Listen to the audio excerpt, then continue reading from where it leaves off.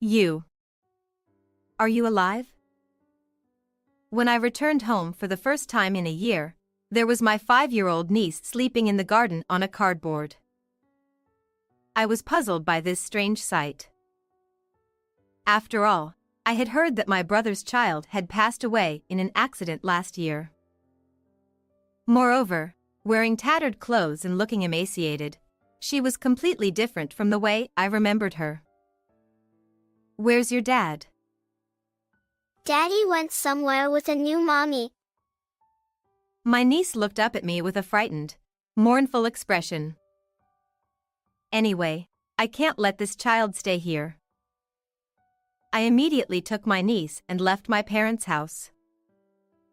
My family has been running a food manufacturing business since my grandfather's generation. We owned offices and factories, and I think we were a reasonably wealthy family in the local area. My family and relatives, including my grandfather, were old-fashioned people who believed that if you were going to have children, you should have a male heir. When I was born as the eldest daughter in such a family, my parents were deeply disappointed. My father was cold to me for not becoming the successor of the company, and my mother, who was blamed by my father and relatives for giving birth to a girl, seemed to resent me. And since my younger brother Lucas was born when I was 5 years old, I became completely burdensome to the family.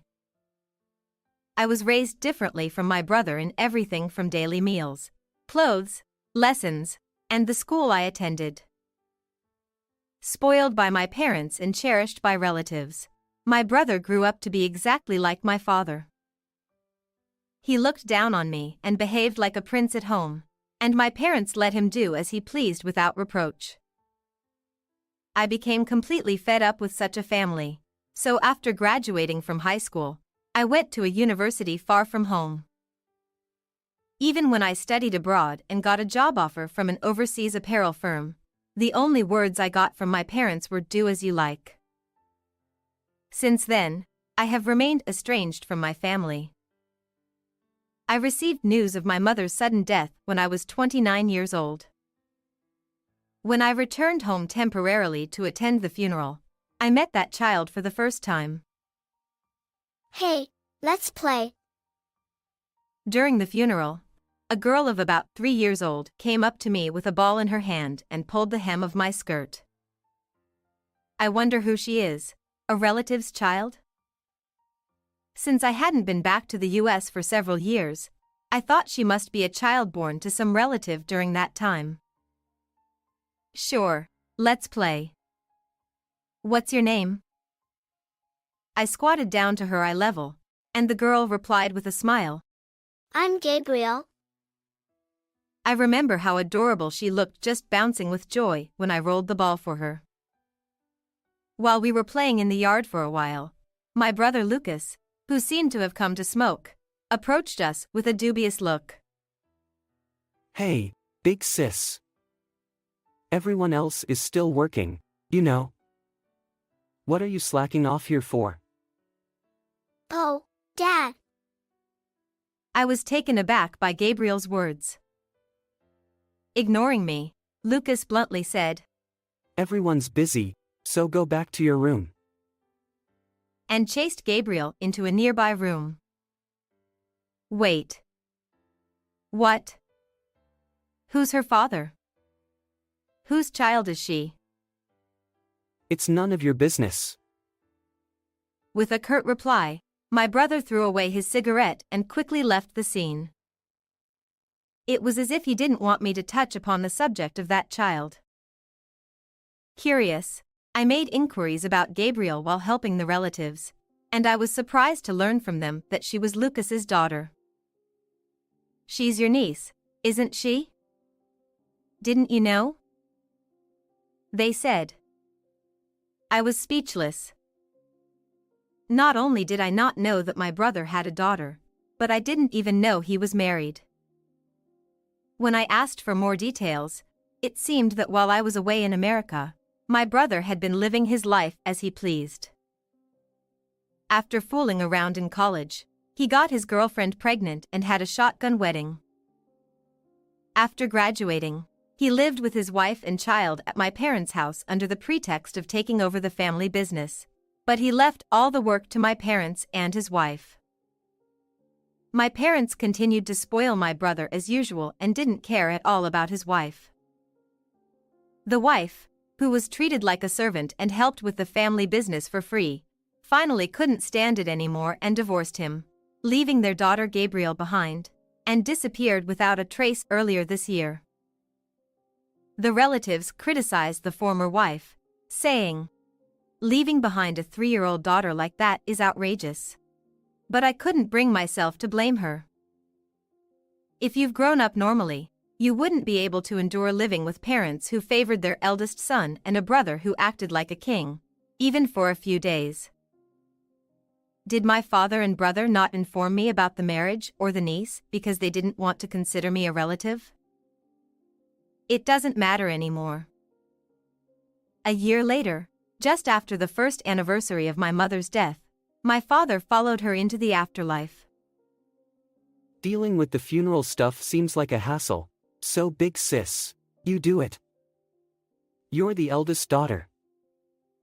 When I received such a message from my brother, I couldn't help but feel angry. Don't you feel any gratitude for being raised so well? Dad, Mom, they were both terrible at raising children.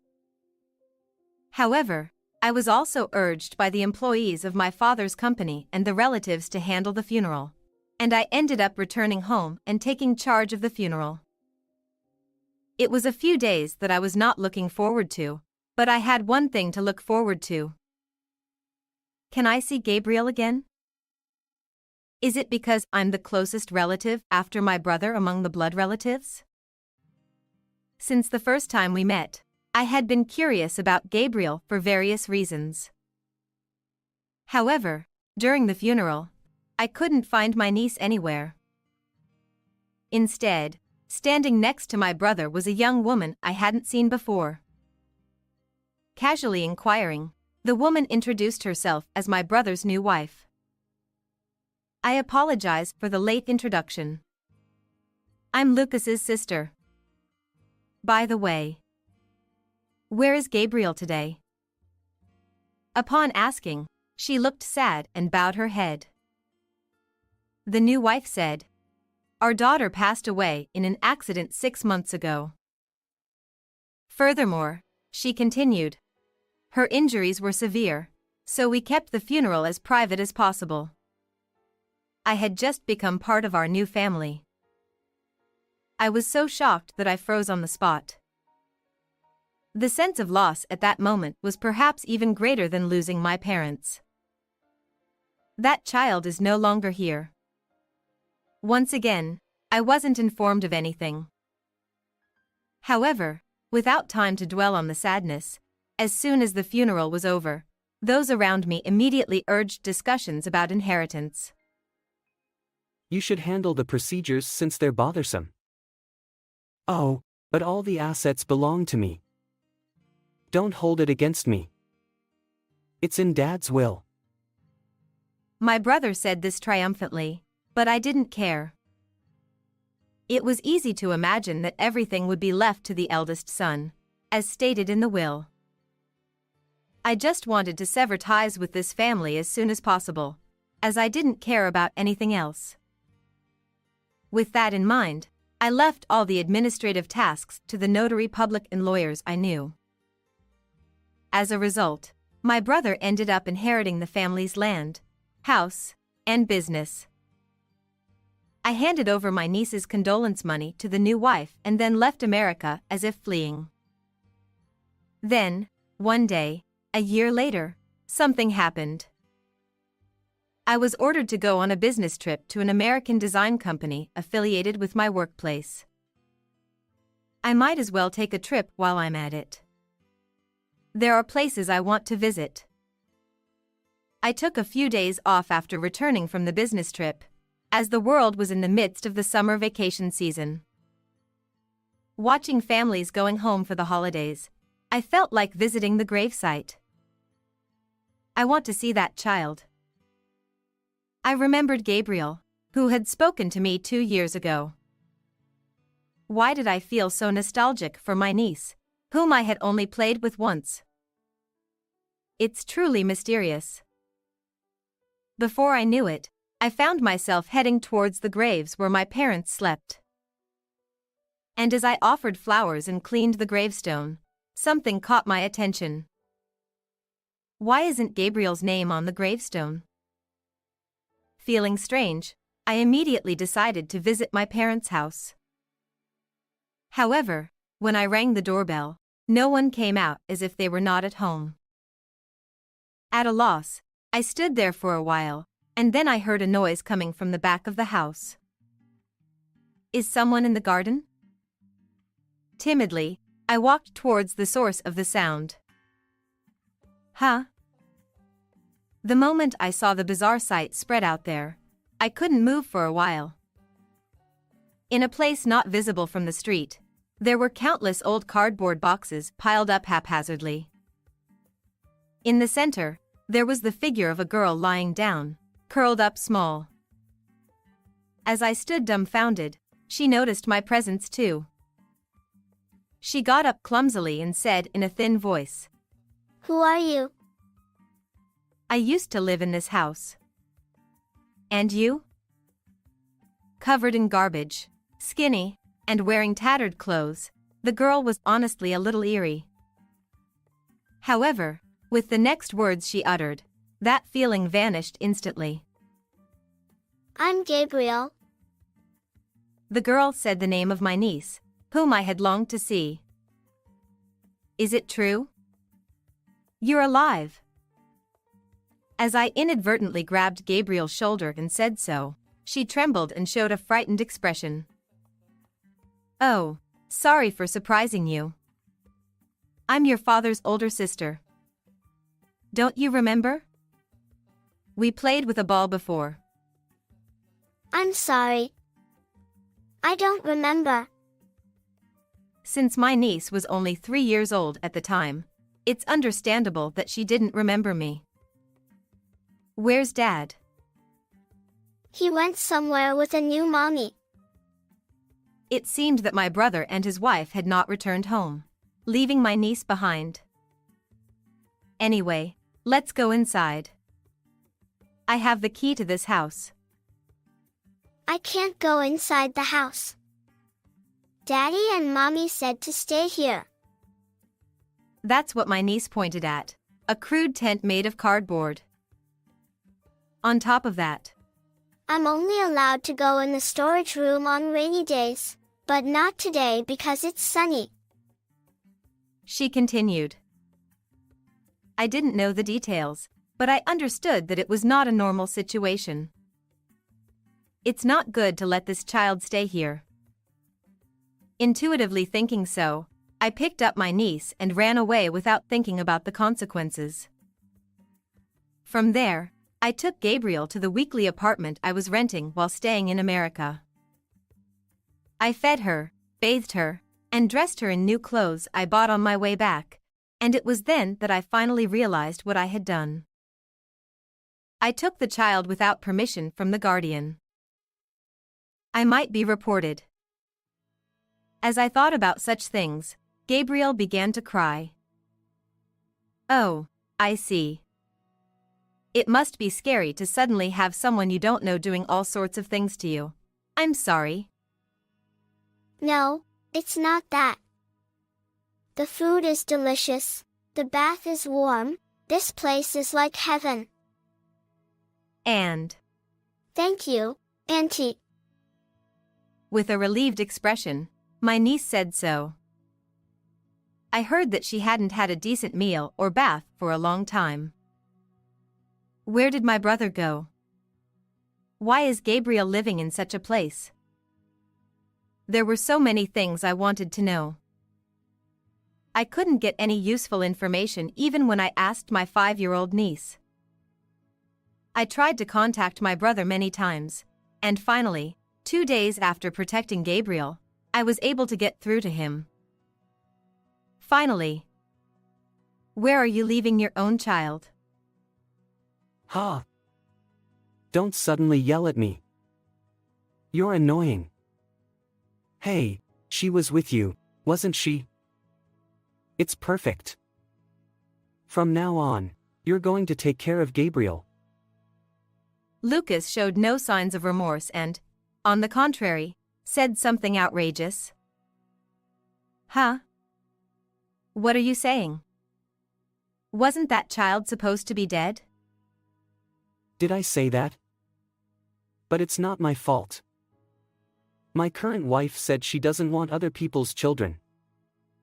I was in trouble too.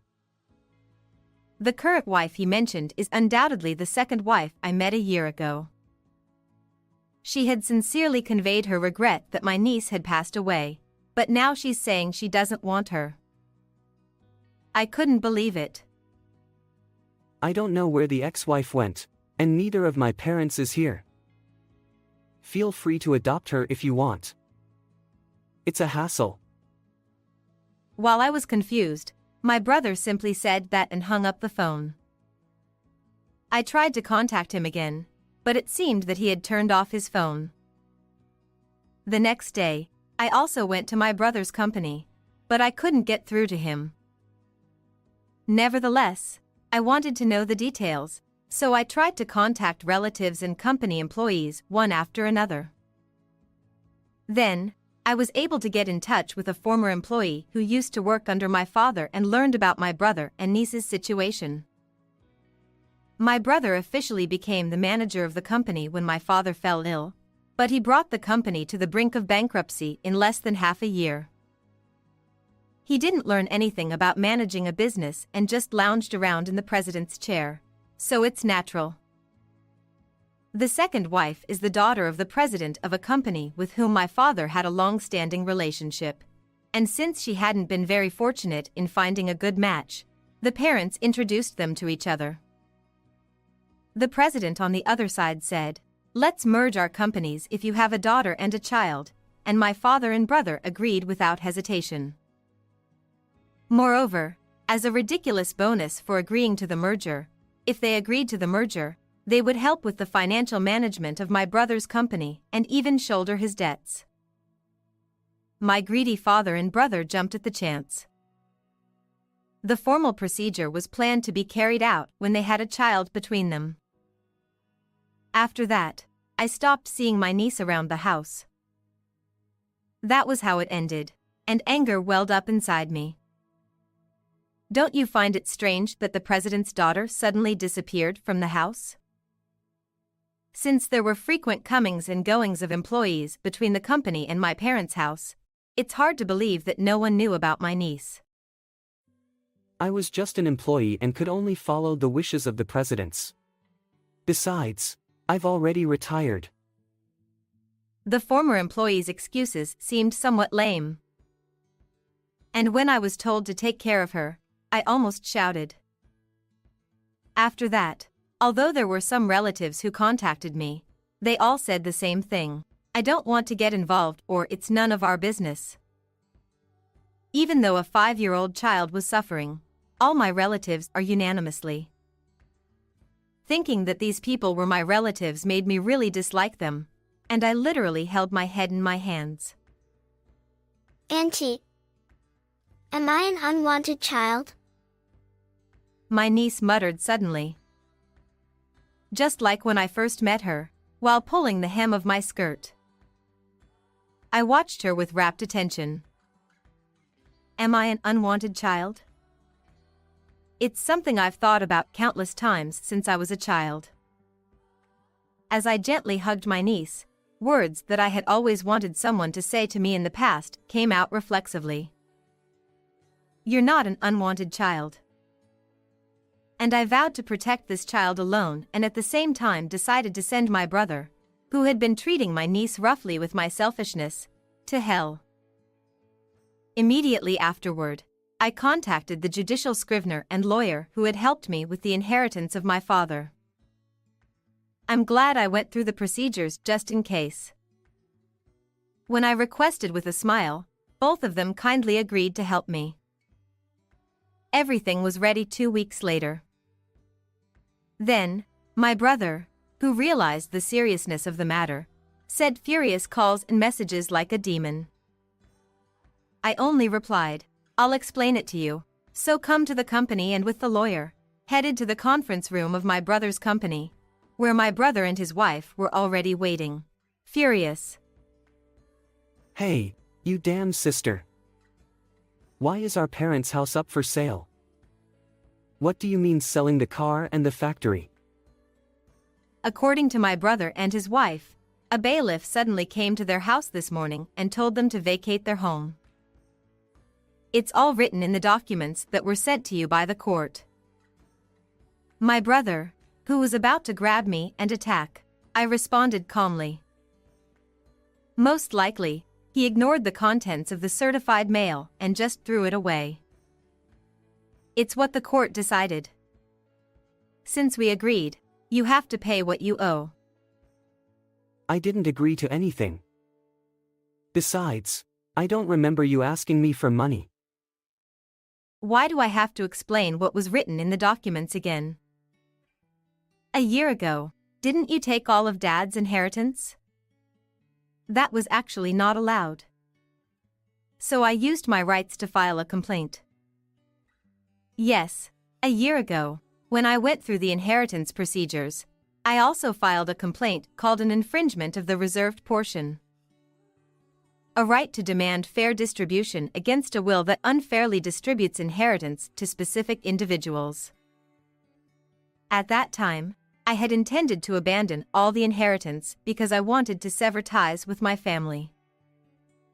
However, the judicial scrivener explained this right to me and said, "Stop panicking, because they'll always protect you when something happens," he said. And so, I am truly grateful to the judicial scrivener who recommended me to apply at that time. The inheritance my brother received amounted to $2 million, including my parents' savings, money from selling cars, and the value of land and buildings. I claimed my reserved portion of $1 million. Originally, inheritance should be shared among all heirs. So, you should have split my inheritance in half at that time. Using gentle words that even a primary school child could understand, I explained, but my brother remained angry. Dad's will said all the property would be inherited by me. So you have no rights. That will was determined to violate my rights. In other words, the will is not valid. What's that? You never said anything about it at that time. The certified mail should have arrived from the judicial scrivener. You're at fault for only looking at documents that suit you, aren't you? I didn't know anything about being claimed. In the world of adults, not knowing is not an excuse. Even though he's the president, it seemed he didn't know such things. Thank you for leaving me alone for a year. Thanks to you, I was able to be ignored for my claim, and now I can bring it to court. While calmly lining up my words, which seemed to irritate my brother, he clicked his tongue and glared at me resentfully. You were just passing it off to the judicial scrivener and lawyer, and now you suddenly want money. You're a sneaky woman. A year ago, I applied as a last resort. I thought I'd let it go even if 10 years passed and the statute of limitations expired, and I didn't want the company or the house anyway. Then you should have left it alone. Or is your purpose to harass me? You're really a mean woman. I've always hated that about you since we were kids. I don't mind if you hate me. The circumstances have changed. I won't let you have your way anymore. As sparks flew in the heated argument, the lawyer cleared his throat as if to interrupt. Regarding this matter, since the defendant did not appear in court in response to the summons, the plaintiff's claims have been fully recognized.